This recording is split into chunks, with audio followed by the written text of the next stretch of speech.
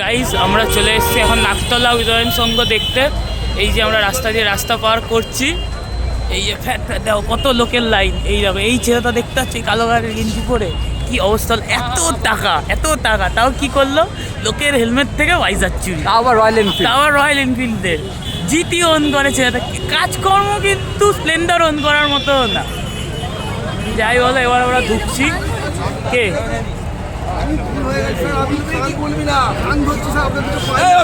এই যে দেখলে তো এই পুলিশগুলো খালি গরিবের ওপর অত্যাচার করে।